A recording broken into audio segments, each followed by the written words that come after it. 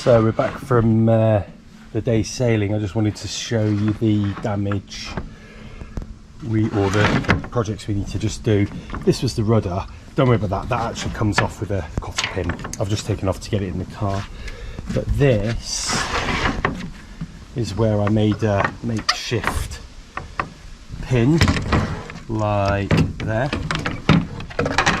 Look at that. There's the original rudder. So what I'm going to do is move that to the same spacing as these, and then that should actually function as a rudder. I actually really like this little rudder here, this little attachment. I really like this, and it kind of flips over that way or that way. I actually found that worked really well, so you know, it was okay. This is a better rudder without doubt, but we've got to fix this. So let's move that in.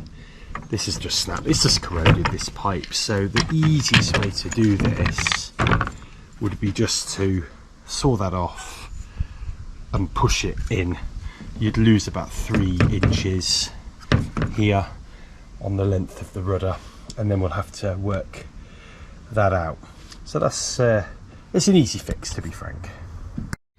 Okay, so let's unscrew these pieces.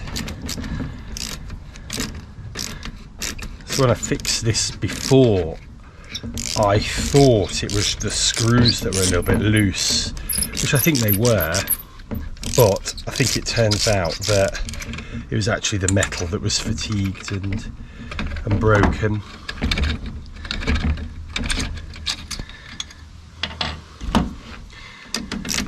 So let's remove these 2 screws.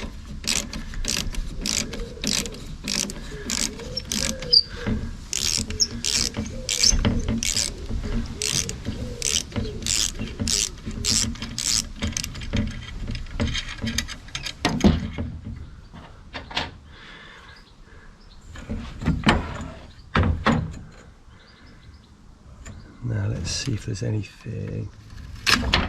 Oh. Okay. So there's these little things, these little sleeves that go inside that stop you crushing the aluminium. Quite well corroded they are. Might be easier to remove this. So this is my new tiller that snapped. I'm just going to get the up and down haul ropes taken out, because as you can see, these go through the pole, and if I'm going to drill through the pole, I'm going to need to make sure they're not in the way. So I'll just push that up, give me some leeway. These are terrifically hard to get out. I actually need these knots. I have to use some pliers to actually do that and kind of loosen them off, but they are absolutely rock solid. I thought they were maybe melted together originally. That one's come loose. This one took me like 5 minutes to just wiggle free, but that one's been a little bit better behaved. So we can now remove these little tether ropes from here. I've also got to move the hole on this one, because that's now going to be too far in. So there we go, we've now got the tiller that's snapped. So I think what I need to do is just saw it and tidy it up, and then what we'll do, we'll work out if I need to move any more holes or drill any more holes in there. We'll stick this back into the tiller, and then we'll see if it's not too short. I don't think it is. It's only 3 inches, you know, for the 9-ish, 8-9 centimeters shorter. So that'll be the next job.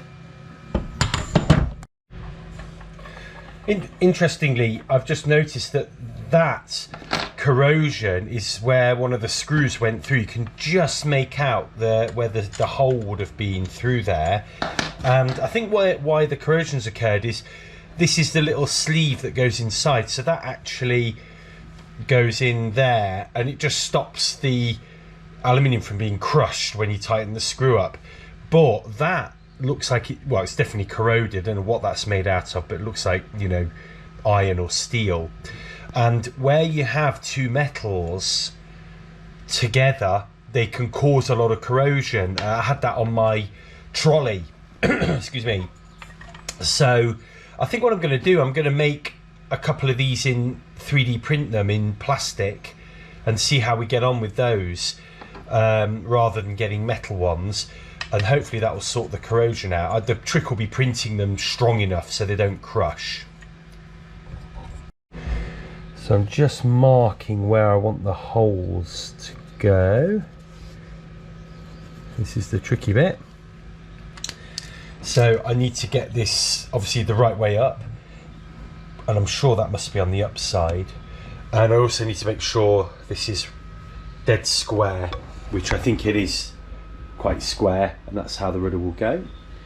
So once I've done that and secured this, I think what I'll then do is work out where the holes will go for these the uphaul and downhaul lines.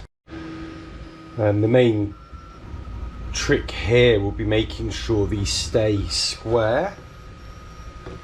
So I'm gonna just go for it, I think. So okay,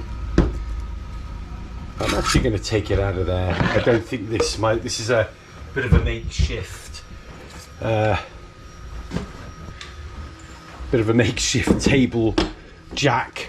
I'm just going to drill the holes in here and then like this, nice and carefully.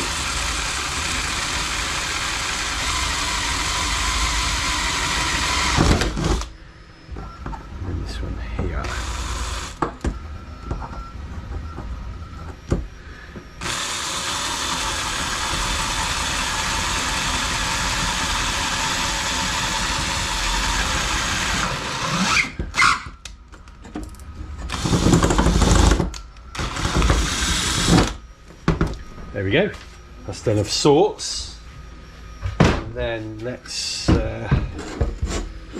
pop that back in, see if it fits. Yeah,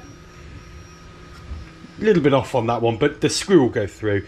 The key now will be making sure we drill through the metal, and so it's square, so the screw will go through square.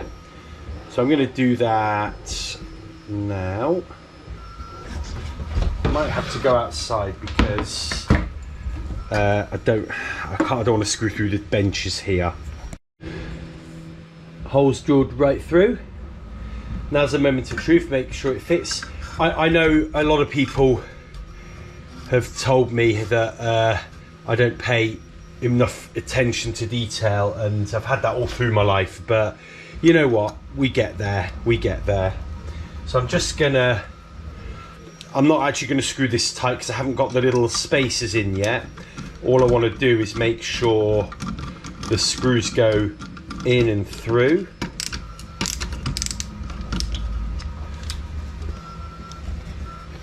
It's a little bit wonky, that one, but it is in, and that is in. And then this one I might just have to re-drill this hole a little. It's a little bit off. It wasn't my measuring that was off, it was my drilling. I just couldn't get the drill off. Interestingly,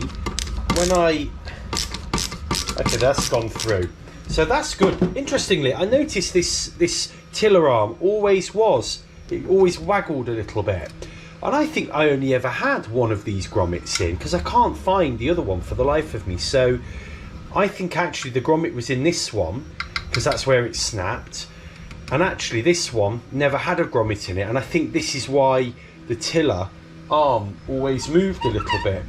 So I'm actually making an improvement with this. So I'm going to 3D print a couple of these and we'll screw this back together, and then we'll work out where these little holes need to go for the up and down hauls for the tiller. Here's my 3D printed grommet. Not a particularly difficult shape to 3D print. And then we'll just double check. So I guess the screws sort of roughly went through there. A little bit rusty, that one.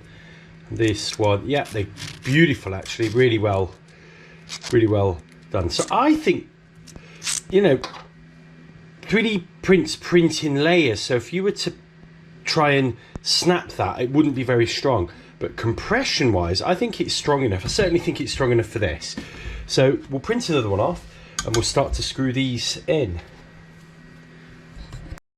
So this is the tiller done.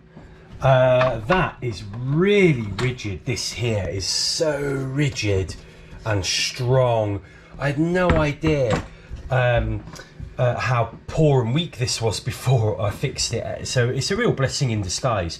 So these grommets, I 3D printed 2 grommets that go in there, or spacers or something. They stop the aluminium from being crushed as you tighten it up.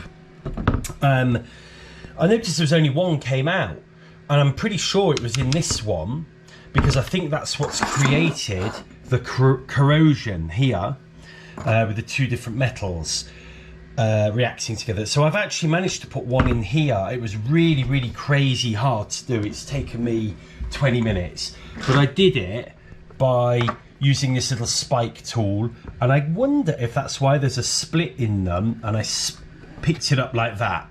So I kind of put it inside the tube, and it was just trial and error, and when I got it.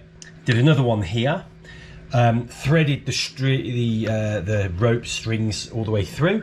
The way I did those was I just drop a little feeder cable through there and out, sellotape the end here, and then I pull it through really carefully. So all I got to do now is put the little thread these through the cams, and put the tops back on, and we're done.